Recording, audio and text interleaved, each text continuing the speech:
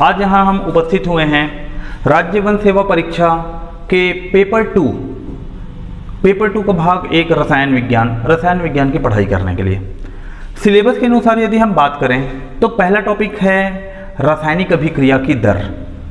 रासायनिक अभिक्रिया की दर, उस टॉपिक में एंट्री करने से पहले हमें तो ये जानने की आवश्यकता होगी कि रासायनिक अभिक्रिया क्या है और रासायनिक अभिक्रिया क्यों होते हैं और हम इसे कैसे समझेंगे, इसके बारे में। रासायनिक अभिक्रिया को समझने के लिए सर्वप्रथम हमें परमाणु की संरचना को समझने की आवश्यकता है। हम सीधे उस परमाणु संरचना के ऊपर बात करेंगे जो अभी वर्तमान में जो एटॉमिक मॉडल हम फॉलो कर रहे हैं और उसी परमाणु संरचना को हम फॉलो करते हुए आगे बढ़ रहे हैं। हालांकि परमाणु संरचना के इतिहास के बारे में जानने की अभी वर्तमान में आवश्यकता नहीं है इस सिलेबस के लिए। तो हम सीधे बात करते हैं, जब रासायनिक अभिक्रिया को समझना है तो पहला जो टॉपिक है जो हम बात करते हैं वो है परमाणु संरचना। परमाणु संरचना जो है, हम बोह्र के एटॉमिक मॉडल को फॉलो करते हैं। नील बोह्र ने एक सिद्धांत दिया और परमाणु की संरचना को उन्होंने अपने सिद्धांत के अनुसार बताया। उनके अनुसार क्या है, जैसे देखिए, जब परमाणु की बात करते हैं तो परमाणु में वास्तव में क्या होते हैं। परमाणु के अंदर 3 और छोटे छोटे कण होते हैं, सब एटॉमिक पार्टिकल होते हैं। प्रोटॉन होता है, न्यूट्रॉन होता है और इलेक्ट्रॉन होता है। तो वास्तव में संरचना का तात्पर्य यह है कि इस प्रोटॉन, न्यूट्रॉन और इलेक्ट्रॉन की स्थिति किस तरीके से किसी कण में होती है और उस कण को हमने परमाणु का नाम दिया, तो ये उस कण के अंदर में किस रूप में विद्यमान होते हैं और किस तरीके से वो रहते हैं, इसे हमें समझना है। तो जब इस बात को हम समझने की बात कर रहे हैं प्रोटॉन, न्यूट्रॉन और इलेक्ट्रॉन की, तो बोह्र ने बताया कि कोई भी परमाणु जो होती है वो गोलाकार रूप में होता है, स्फेरिकल फॉर्म पे होता है, जिसका जो बीच का जो हिस्सा होता है ये इस प्रकार से केंद्रक है। इस केंद्रक में प्रोटॉन और न्यूट्रॉन की उपस्थिति होती है और ये अपने आप में ठोस होता है। इलेक्ट्रॉन जो है इसके बाहर इस तरीके से गोलाकार रूप में एक कक्षक के रूप में ऐसे ये रिवॉल्व करते रहता है, घूमते रहता है। ये इस तरीके से इलेक्ट्रॉन का मोशन चलते रहता है। अब हम ये बात करते हैं कि ये जो बीच का जो केंद्रक है जिसमें हमने प्रोटॉन और न्यूट्रॉन को रखा हुआ है, हमने नहीं रखा, एक्चुअली ये मॉडल ही है उसका। तो बोह्र के अकॉर्डिंग केंद्रक में प्रोटॉन और न्यूट्रॉन की उपस्थिति होती है और इलेक्ट्रॉन जो है इस केंद्रक के चारों ओर 360 डिग्री में बहुत ही तेज गति से रिवॉल्व करते रहती है। इलेक्ट्रॉन के रिवॉल्यूशन की जो स्पीड है वो लगभग प्रकाश के गति के आसपास होती है, उसके समतुल्य होती है, उसके बराबर नहीं होती। तो ये जो इलेक्ट्रॉन हैं, वो इलेक्ट्रॉन इन कक्ष में, ये जो ऑर्बिट हैं, ये जो रास्ते हैं, वृत्ताकार मार्ग, इनमें ये मूवमेंट करते रहते हैं। अब ये बात आती है कि ये जो कक्ष है, ये सभी कक्ष का अपना अलग अलग ऊर्जा का स्तर होता है और उस ऊर्जा स्तर के आधार पर इलेक्ट्रॉन अपने स्थान को ग्रहण करते हैं। तो जो ये पहला जो है, ये हम लोगों का अर्थात प्रोटॉन न्यूट्रॉन के पास का जो है, ये एक ऊर्जा स्तर है, ये दूसरा ऊर्जा स्तर है, ये तीसरा ऊर्जा स्तर है, इस तरीके से। तो जिस इलेक्ट्रॉन की ऊर्जा कम होती है वो पहले स्तर पर आया, फिर उसके बाद जैसे जैसे ऊर्जा बढ़ते जाते हैं वो इस प्रकार से वो स्तर को क्या करते हैं, गेन करते हैं। अब ये इलेक्ट्रॉन का जो इन कक्ष में भरने का जो प्रक्रम है, वो प्रक्रम किसके आधार पर रहता है, एनर्जी लेवल के अकॉर्डिंग होता है। तो प्रत्येक कक्ष में अधिकतम कितने इलेक्ट्रॉन हो सकते हैं, इसकी भी बात आई। अब भाई जितने प्रोटॉन होंगे, जितने न्यूट्रॉन होंगे, वो तो इस नाभिक में होंगे, इस केंद्रक में होंगे, तो कितने प्रोटॉन और न्यूट्रॉन होंगे, उस चीज की अवधारणा के बारे में तो किसी भी परमाणु का जो परमाणु क्रमांक होता है वो परमाणु क्रमांक के आधार पर उसको तय कर दिया गया। मगर इलेक्ट्रॉन की संख्या, अब जितने प्रोटॉन होते हैं उतने ही इलेक्ट्रॉन की भी संख्या होती है। तो इलेक्ट्रॉन की संख्या कितनी होगी, जितने प्रोटॉन की संख्या है, और वो इलेक्ट्रॉन विभिन्न कक्ष में किस रूप में इसमें वो ऑक्यूपाई करते हैं, किस रूप में वो इस जगह को क्या है ऑक्यूपाई कर रहे हैं, तो उस चीज की बात है। तो ये ऊर्जा स्तर के सिद्धांत के ऊपर कार्य करता है और प्रत्येक कक्ष में अधिकतम इलेक्ट्रॉन की संख्या जो होती है उसको इस सूत्र से दिया गया 2n², जहां n जो है कक्ष क्रमांक को परिभाषित करती है। जैसे पहला कक्ष है तो n का वैल्यू इसके लिए 1 होगा, ये दूसरा कक्ष है तो n का वैल्यू यहाँ 2 होगा, ये तीसरा कक्ष है तो n का वैल्यू यहाँ 3 होगा। वास्तव में ये जो बेसिक हम पढ़ रहे हैं, ये रासायनिक अभिक्रिया के कारण को समझने के लिए है कि रासायनिक अभिक्रिया क्यों होती है। तो ये 2n² जो है, ये किसी भी कक्ष में इलेक्ट्रॉन की संख्या को बताने का काम करता है जहां n कक्ष के क्रमांक को बता रहा है, और उस कक्ष में अधिकतम इलेक्ट्रॉन की संख्या इस सूत्र से दी जा सकती है। तो ये 2n² अधिकतम इलेक्ट्रॉन की संख्या बताने का कार्य करता है। उदाहरण के रूप में हम लेते हैं n = 1 अर्थात कक्ष क्रमांक 1 की बात करते हैं। कक्ष क्रमांक 1 का नाम है, इंग्लिश अल्फाबेट हम k से इसको निरूपित करते हैं, रिप्रेजेंट करते हैं। तो इस कक्ष में इलेक्ट्रॉन की संख्या कितनी होगी? 2 × 1², आंसर कितना आया अपना? 2। यदि हम n = 2 की बात करते हैं, ये पहली स्थिति थी, ये दूसरी स्थिति है। जब कक्ष क्रमांक 2 की बात करते हैं, कक्ष क्रमांक 2 का जो नाम है वो होता है L, और इसमें इलेक्ट्रॉन की संख्या है 2 × 2 का वर्ग अर्थात 2 × 2 = 4, दूनी कितना हो गया? 8। तो पहले कक्ष में अधिकतम इलेक्ट्रॉन की संख्या हो गई 2, दूसरे कक्ष में अधिकतम इलेक्ट्रॉन की संख्या हो गई 8। अब इसी प्रकार से आगे बढ़ते जाएंगे हम, तो तीसरे कक्ष में अधिकतम इलेक्ट्रॉन की संख्या हो जाती है 18। चौथे कक्ष की बात करेंगे तो इसमें अधिकतम इलेक्ट्रॉन की संख्या हो गई 32। यह इस तरीके से अधिकतम इलेक्ट्रॉनों की संख्या प्रत्येक कक्ष के लिए निर्धारित है, अर्थात उस कक्ष में इतने नंबर ऑफ इलेक्ट्रॉन से ज्यादा इलेक्ट्रॉन ऑक्यूपाई नहीं कर सकते, नहीं रह सकते हैं। हालांकि अब वो क्यों नहीं रह सकते, वो क्वांटम केमिस्ट्री या क्वांटम फिजिक्स के सिद्धांत के अनुसार वो डिसाइड किए गए हैं, ऊर्जा का स्तर उसको डिसाइड करता है, मगर उतने डेप्थ में हमें अभी इस सिलेबस के लिए जाने की आवश्यकता नहीं है। हमें मूल रूप से समझना है कि रासायनिक अभिक्रिया क्या है और क्यों होते हैं। इसके लिए तो हमने अभी देखा कि परमाणु की संरचना किस प्रकार से होती है। परमाणु गोलाकार रूप में होता है, जिसका केंद्रक ठोस रूप में होता है, और उस केंद्रक में प्रोटॉन और न्यूट्रॉन की उपस्थिति होती है। किसी भी परमाणु में जितने प्रोटॉन होते हैं, उदासीन अवस्था में उतने ही इलेक्ट्रॉनों की भी संख्या होती है, मगर परमाणु में प्रोटॉन तो नाभिक में रहते हैं, ऑक्यूपाई कर लिए, बट विभिन्न कक्ष में इलेक्ट्रॉन की संख्या कितनी होगी उसको डिसाइड करने के लिए यह सूत्र है, और यह इस तरीके से हमने उसे क्या किया, रिप्रेजेंट किया है। प्रत्येक परमाणु, जब हम स्थायित्व की बात करते हैं, स्थायित्व का तात्पर्य है स्टेबिलिटी। स्टेबिलिटी यदि हम फिजिक्स के सिद्धांत में जाएं, क्योंकि स्टेबिलिटी पूरी दुनिया में एक ही सिद्धांत को फॉलो करते हैं, मिनिमम एनर्जी लेवल। जब कभी भी किसी भी वस्तु में ऊर्जा का स्तर न्यूनतम होगा, तब वह अत्यधिक स्थायी अवस्था में होगा। यही सिद्धांत परमाणु के लिए भी कार्य करता है कि कोई परमाणु स्थायी अवस्था में कब होगा, जब वो मिनिमम एनर्जी पर हो। मिनिमम एनर्जी लेवल में कब होगा कोई परमाणु, जब उसके बाह्य कोशों में उतने नंबर ऑफ इलेक्ट्रॉन फिल होने चाहिए जो कि इसको स्टेबलाइज कर सके, स्टेबिलिटी प्रोवाइड कर सके। तो उसके लिए एक सिद्धांत आया, वो सिद्धांत था बोर-बरी मॉडल के नाम से इसको जाना जाता है। इनका कहना था कि कोई भी परमाणु स्थायित्व कब ग्रहण करता है, जब पहले कक्ष के कक्ष के लिए अधिकतम 2 इलेक्ट्रॉन हो और बाकी L, M, N ये जितने भी कक्ष हैं, इन कक्ष के लिए अधिकतम इलेक्ट्रॉनों की संख्या कम से कम 8 होनी चाहिए। ऐसे देखेंगे तो L वाले कक्ष में, ये K कक्ष है, ये L है, ये M है, ये N कक्ष हुआ। L कक्ष में अधिकतम इलेक्ट्रॉन की संख्या 8 है, M पर अधिकतम इलेक्ट्रॉन की संख्या 18 है, N पर अधिकतम इलेक्ट्रॉन की संख्या 32 है।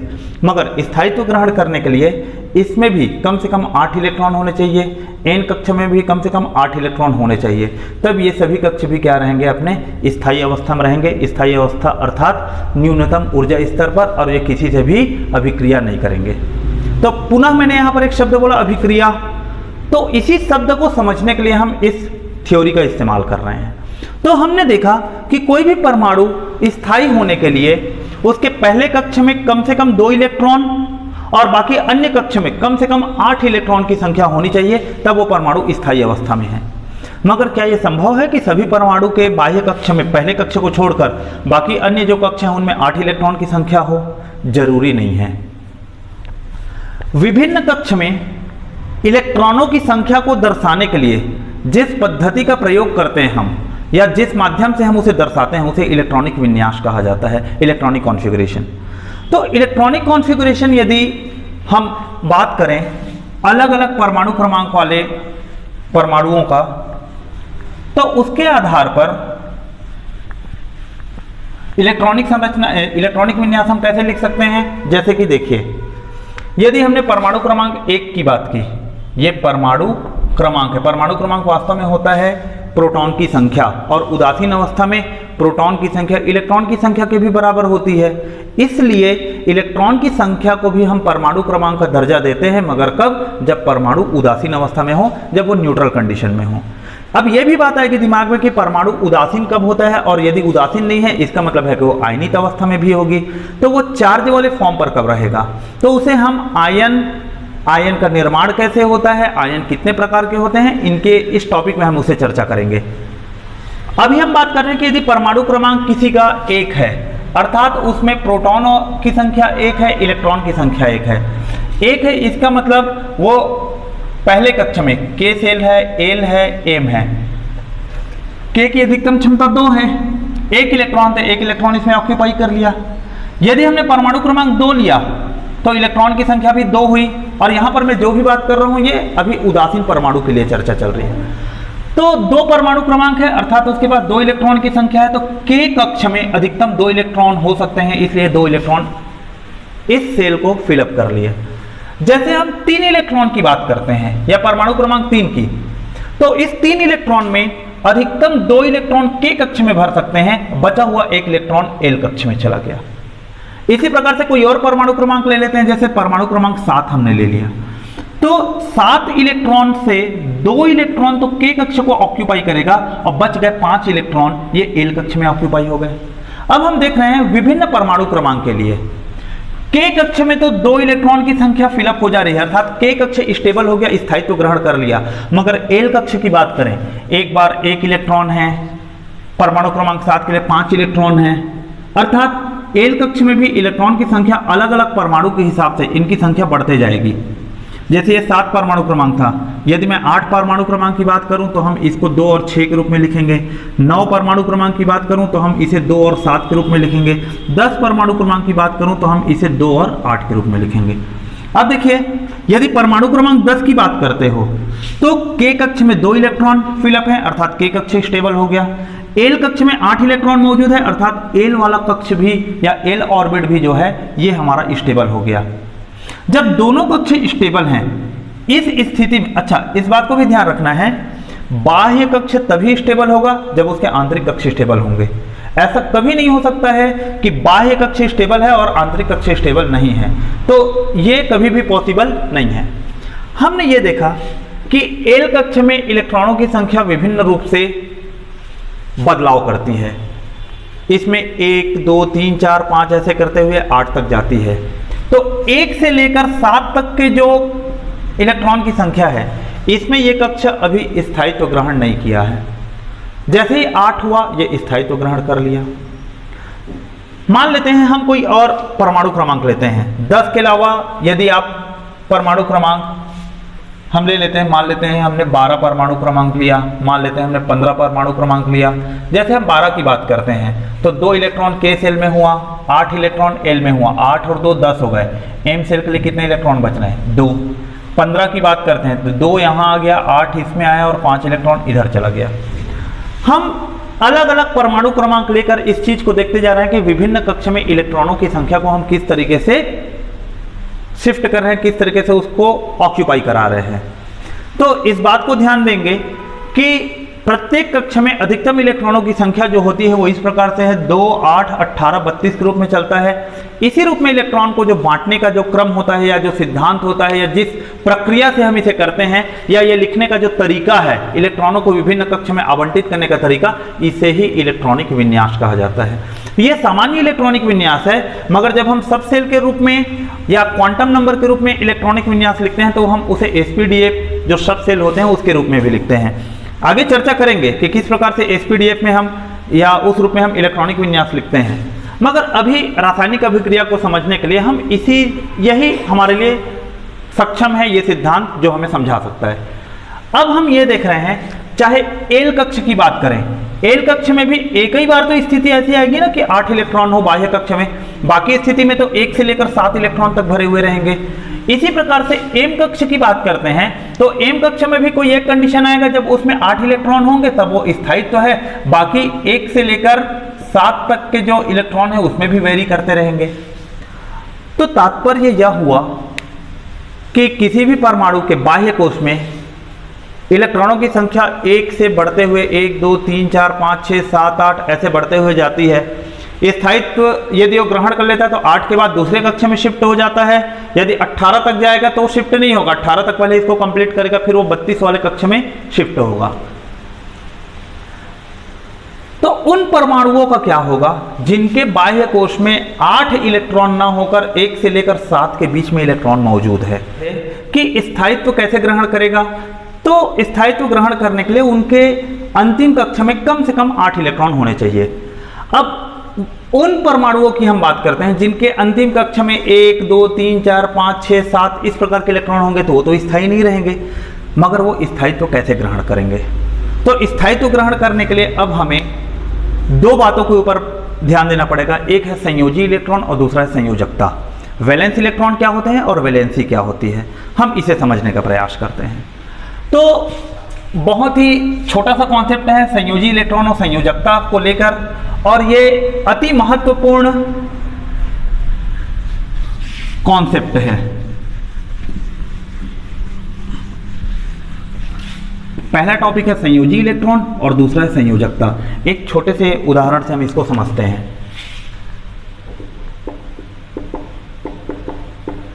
संयोजी इलेक्ट्रॉन ये क्या होते हैं? संयोजी इलेक्ट्रॉन का सामान्य अर्थ है बाह्य कोश में मौजूद इलेक्ट्रॉन की संख्या। सीधी सी बात है, बाह्य कोश में इलेक्ट्रॉन की संख्या ज्ञात करने के लिए हमें इलेक्ट्रॉनिक विन्यास लिखने की आवश्यकता होगी।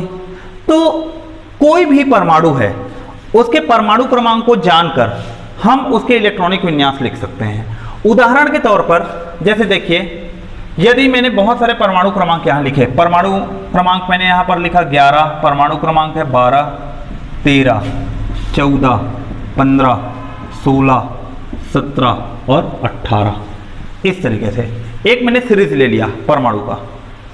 इसके जब विन्यास की हम बात करेंगे, इलेक्ट्रॉनिक विन्यास, अर्थात इसमें इलेक्ट्रॉनों की संख्या को हम किस तरीके से डिनोट कर रहे हैं, किस तरीके से हम इलेक्ट्रॉन की संख्या को नोट डाउन करते हैं।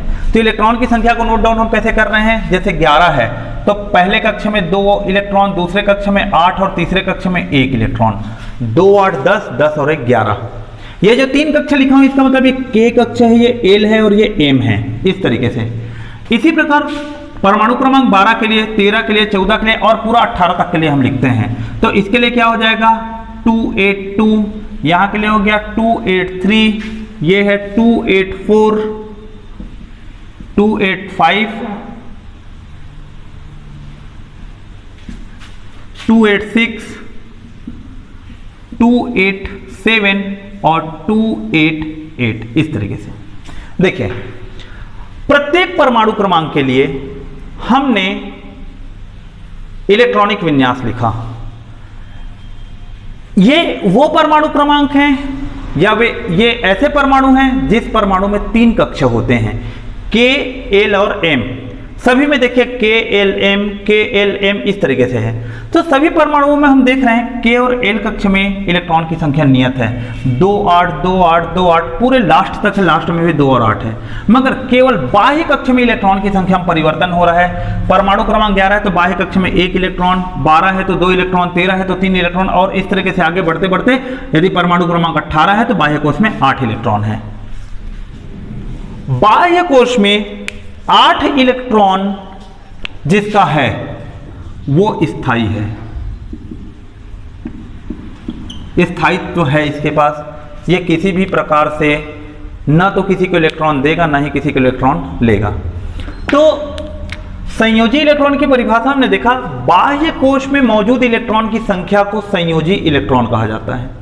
तो इसके बाह्य कोश अर्थात एल कोश की हम बात कर रहे हैं, जैसे के एल एम कोश की हम बात कर रहे हैं, बाह्य कोश यहाँ एम है, तो सभी में एम कोश में जो इलेक्ट्रॉन की संख्या है वो बताएगा किस चीज को, संयोजी इलेक्ट्रॉन को। हमने यहां पर लिया संयोजी इलेक्ट्रॉन, संयोजी इलेक्ट्रॉन की संख्या क्या है, इसके लिए संयोजी इलेक्ट्रॉन की संख्या 1 है, यहां 2, यहां 3, 4, 5, 6, 7 और इस जगह पर संयोजी इलेक्ट्रॉन की संख्या हो गई 8। तो हमने इसके द्वारा इस चीज को समझा कि संयोजी इलेक्ट्रॉन की संख्या कितनी होती है। अब संयोजी इलेक्ट्रॉन की संख्या के बाद हम संयोजकता के ऊपर बात करते हैं। तो संयोजकता क्या है?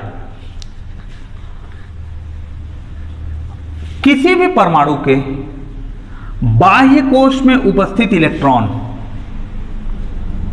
में कितना इलेक्ट्रॉन हम वहां से बाहर निकालें या कितना इलेक्ट्रॉन बाहर से लेकर उसमें जोड़ दें, अर्थात किसी भी परमाणु के इलेक्ट्रॉन की लेने या देने की क्षमता, जिससे कि उसके बाह्य कोश में 8 इलेक्ट्रॉनों की संख्या पूरी हो जाए। जैसे देखिए, जिस परमाणु के बाह्य कोश में 1 इलेक्ट्रॉन है तो इसके बाह्य कोश में जो सिंगल इलेक्ट्रॉन है इसको 8 बनाने के लिए 2 एक्टिविटी कर सकते हैं। या तो इस 1 इलेक्ट्रॉन को हम दे दिए किसी को, जैसे उदाहरण हमने लिया 281, या तो हम 1 इलेक्ट्रॉन किसी को दे दें या तो 7 इलेक्ट्रॉन हम कहीं से ले लें। 2 स्थिति है, 1 इलेक्ट्रॉन देने के लिए एक ऊर्जा की खपत होगी हमें, आयोनाइजेशन एनर्जी जिसे कहते हैं, या 7 इलेक्ट्रॉन उसमें ला रहे हैं, वो भी उसी ऊर्जा का एक रूप है। तो ऊर्जा की जो खपत है 1 इलेक्ट्रॉन निकालने में या 1 इलेक्ट्रॉन देने में, दोनों की मात्रा लगभग बराबर होती है। तो यहां तो दोनों की मात्रा में अंतर है, 1 इलेक्ट्रॉन को निकालने में जितनी ऊर्जा लगेगी उससे कहीं ज्यादा ऊर्जा 7 इलेक्ट्रॉन इसको देने में लगेगी। तो स्थायित्व तो न्यूनतम ऊर्जा के सिद्धांत पर कार्य करता है। तो न्यूनतम ऊर्जा किसमें लग रहा है हमें, 1 इलेक्ट्रॉन को देने में या 1 इलेक्ट्रॉन को यहां से निकालने में न्यूनतम ऊर्जा लग रही है। इसलिए जिसके बाह्य कोश में 1 इलेक्ट्रॉन है तो इनके लिए 1 इलेक्ट्रॉन देना ज्यादा आसान होता है, किसके कंपैरिजन में, 7 इलेक्ट्रॉन लेने के कंपैरिजन में। तो ये क्या करेंगे, 1 इलेक्ट्रॉन दे सकते हैं। इसी प्रकार से जिसका परमाणु क्रमांक 12 है उसके बाह्य कोश में जैसे 2 इलेक्ट्रॉन हैं, तो इस 2 को 8 बनाने के लिए या तो 6 इलेक्ट्रॉन लेना पड़ेगा कहीं से, या तो 2 इलेक्ट्रॉन जो है उसे किसी को डोनेट कर दें। ये 2 प्रकार की स्थिति हो सकती है। अब फिर हमें यह देखना है 2 इलेक्ट्रॉन देने में कितनी ऊर्जा खपत हो रही है और 6 इलेक्ट्रॉन को लेने में कितनी ऊर्जा खपत हो रही है। तो न्यूनतम ऊर्जा के सिद्धांत को फिर से हम यहां फॉलो करते हैं और वो है 2 इलेक्ट्रॉन को देने में न्यूनतम ऊर्जा जा रही है, इसलिए 2 इलेक्ट्रॉन को देना आसान होगा किसके कंपैरिजन में, 6 इलेक्ट्रॉन लेने के। इसी प्रकार से हम यदि आगे बढ़ते जाएं तो हमें क्या प्राप्त होगा, जब जिसके बाह्य कोश में 3 इलेक्ट्रॉन है, इसको 8 कंप्लीट करने के लिए या तो ये 3 इलेक्ट्रॉन किसी को दे देते, इसके बाह्य कोश में 8 इलेक्ट्रॉन हो गया, या तो 5 इलेक्ट्रॉन कहीं से ये ले ले। 2 स्थिति हो सकती है। तो पुनः 3 इलेक्ट्रॉन देना ये मिनिमम एनर्जी का केस रहेगा और स्थायित्व ग्रहण करेगा। जैसे इसने 3 इलेक्ट्रॉन दे दिया किसी को, तो ये 3 इलेक्ट्रॉन यहां से गायब हो गया, बाह्य कोश में कितने इलेक्ट्रॉन बच गए, 8 इलेक्ट्रॉन।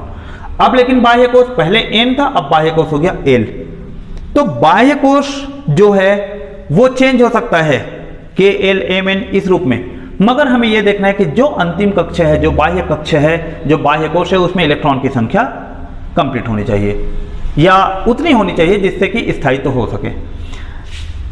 जब परमाणु क्रमांक 14 की बात करते हैं या हर उस परमाणु की बात करते हैं जिसके बाह्य कोश में 4 इलेक्ट्रॉन की मौजूदगी है, तो ये 4 इलेक्ट्रॉन के लिए दोनों बराबर का केस है, 4 इलेक्ट्रॉन देना और 4 इलेक्ट्रॉन लेना। तो ये दोनों चीजें कर सकते हैं, अर्थात ये 4 दे भी सकता है और 4 इलेक्ट्रॉन ले भी सकता है। देखेंगे 4 इलेक्ट्रॉन देना और 4 इलेक्ट्रॉन लेना, ये दोनों इस परमाणु के लिए बराबर होगा। जब परमाणु संख्या 15 की बात करते हैं, अब इसके बाह्य कोश में 5 इलेक्ट्रॉन है, अर्थात इसकी स्थिति यह होगी कि या तो ये 5 इलेक्ट्रॉन दे दे या तो 3 इलेक्ट्रॉन ले ले।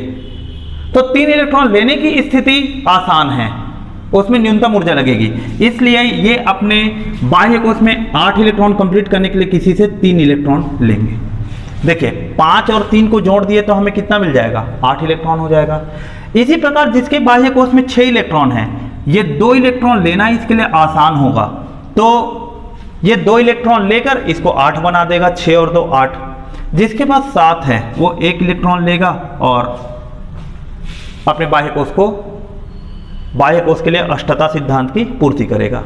मगर जिसके बाह्य कोश में 8 है तो ना तो ये कोई इलेक्ट्रॉन लेगा ना ही कोई इलेक्ट्रॉन देगा, इसलिए यहाँ इसका मान हमने क्या रख दिया, 0 रख दिया। अब देखिए ये जो वैल्यू हमने लिखा है 1 2 3 4 फिर 3 2 1 और 0, इसे ही संयोजकता कहा जाता है, संयोजकता। तो अब इसको परिभाषित कैसे करेंगे? संयोजी इलेक्ट्रॉन की परिभाषा तो है कि बाह्य कोश में मौजूद इलेक्ट्रॉन की संख्या संयोजी इलेक्ट्रॉन कहलाती है, मगर संयोजकता का तात्पर्य है कि कोई परमाणु अपने बाह्य कोश में अष्टता को कंप्लीट करने के लिए, अर्थात अपने ऑक्टेट को कंप्लीट करने के लिए कितना इलेक्ट्रॉन लूज कर सकता है, अर्थात दे सकता है किसी को, या कितना इलेक्ट्रॉन गेन कर सकता है, अर्थात ले सकता है, ताकि उसके बाह्य कोश में 8 इलेक्ट्रॉन की पूर्ति हो सके, 8 इलेक्ट्रॉन की संख्या पूरी हो सके। तो इलेक्ट्रॉन देने की या इलेक्ट्रॉन लेने की जो क्षमता होती है वही संयोजकता कहलाती है।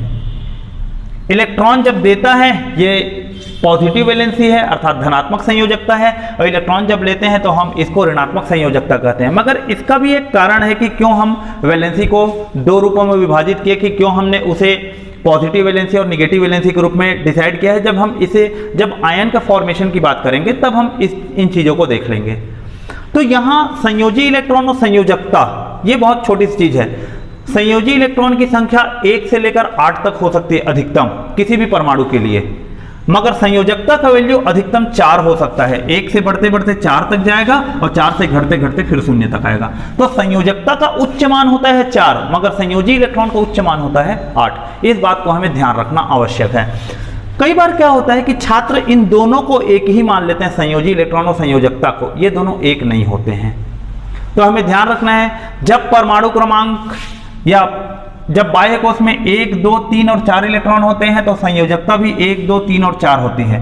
मगर जैसे ही संयोजी इलेक्ट्रॉन की संख्या 5 6 7 8 होती है तो संयोजकता घटते हुए जाती है 3 2 1 और 0। देखिए 5 और 3 8, 6 और 2 8, 7 और 1 8, 8 और 0 8। इस तरीके से ये अष्टता को कंप्लीट कर रहा है। मगर इनका क्या संबंध है रासायनिक अभिक्रिया से, अब हमें इस बात को समझना है। तो उसको समझने के लिए भी हम क्या करते हैं, एक छोटा सा उदाहरण लेते हैं। मान लेता हूं मैं कि परमाणु क्रमांक 11 वाले स्थिति को ले लिया एक तत्व, और परमाणु क्रमांक 17 वाले एक तत्व की बात की। कोई भी रासायनिक अभिक्रिया को समझाने के लिए सर्वप्रथम और सबसे आसान रूप में इन्हीं दो को ही लिया जाता है। तो यदि हमें उसको समझना है अभिक्रिया को, कि अभिक्रिया क्यों हो रहे हैं,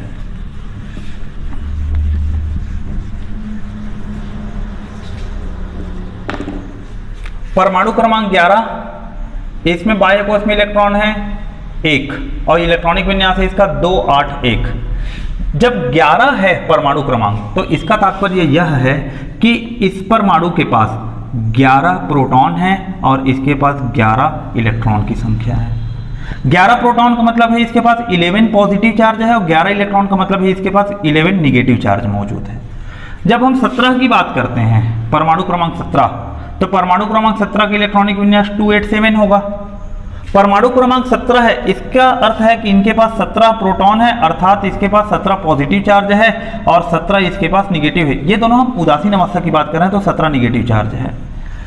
अब इस चीज को हम देखते हैं, परमाणु क्रमांक 11 का जो तत्व है, परमाणु क्रमांक 11 का तत्व है सोडियम और परमाणु क्रमांक 17 का जो तत्व है वो है क्लोरीन।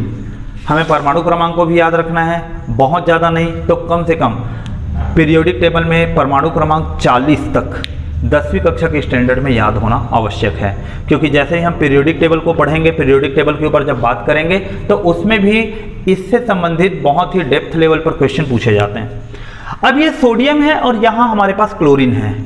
अब हम ध्यान दे रहे हैं इनके संयोजी इलेक्ट्रॉन कितने हैं। इसके संयोजी इलेक्ट्रॉन है आपके पास 1 और इसका संयोजी इलेक्ट्रॉन है 7। इसे अपने अष्टता को कंप्लीट करने के लिए एक है, 7 ले तो नहीं सकता, एक दे जरूर सकता है। तो इसने एक इलेक्ट्रॉन दे दिया और ये जो जिसके पास संयोजी इलेक्ट्रॉन 7 है उसको एक इलेक्ट्रॉन की आवश्यकता है। तो यही जो एक इलेक्ट्रॉन है, इस एक इलेक्ट्रॉन को क्लोरीन क्या करता है, एक्सेप्ट कर लेता है। तो इसके देने के बाद यहां इलेक्ट्रॉन की संख्या कितनी होगी, 2 और 8, और यहां इलेक्ट्रॉन की संख्या कितनी हो गई, 2, 8 और 8। देखिए एक दे दिया तो ये कक्ष खाली हो गया, तो इस कक्ष में कोई भी इलेक्ट्रॉन नहीं है। यहां पहले 7 इलेक्ट्रॉन था, एक इलेक्ट्रॉन लेने के बाद इसके पास इलेक्ट्रॉन की संख्या कितनी हो गई, 8। तो ये कितने हो गया, 2, 8 और 8। इन दोनों के मध्य क्या हुआ, इलेक्ट्रॉन का आदान प्रदान हुआ, अर्थात एक ने इलेक्ट्रॉन प्रदान किया और एक ने उसको एक्सेप्ट किया। सोडियम इलेक्ट्रॉन डोनेट कर रहा है और क्लोरीन इलेक्ट्रॉन एक्सेप्ट कर रहा है। क्यों इसने इलेक्ट्रॉन डोनेट किया और क्यों इसने इलेक्ट्रॉन एक्सेप्ट किया, अपने अष्टता को कंप्लीट करने के लिए, to complete the octet in its outermost shell. उसके लिए ये इलेक्ट्रॉन डोनेट कर रहा है, ये इलेक्ट्रॉन एक्सेप्ट कर रहा है। इसके इलेक्ट्रॉन डोनेट और एक्सेप्ट करने के कारण क्या होगा, यदि इसने एक इलेक्ट्रॉन डोनेट कर दिया तो इसका मतलब है कि अब इसके पास डोनेट करने के बाद यहां केवल 10 इलेक्ट्रॉन बचेंगे। डोनेट करने के पश्चात 10 इलेक्ट्रॉन बचा, या हम इस स्थिति में ले लेते हैं अभी भी अब इसमें 11 प्रोटॉन हैं मगर इलेक्ट्रॉन केवल कितने हो गए, 10 हो गए। अर्थात 11 इसमें धन आयन है, पॉजिटिव चार्ज है, और इसमें 10 क्या हो गए,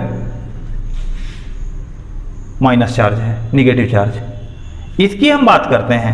अब इन दोनों का यदि देखो, यहां यदि आप बात करेंगे तो 11 धनात्मक 11 ऋणात्मक एक दूसरे को कैंसल आउट कर दिए, तो ये उदासीन अवस्था में था। मगर एक इलेक्ट्रॉन देने के पश्चात यहाँ 11 धनात्मक है और 10 ऋणात्मक है, ये दोनों कैंसल आउट होंगे तो एक पॉजिटिव चार्ज यहाँ शेष बच रहा है। तो इसी कारण क्या होता है, जब कोई परमाणु एक इलेक्ट्रॉन किसी को देता है तो उसके ऊपर एक धनात्मक आयन चढ़ जाता है।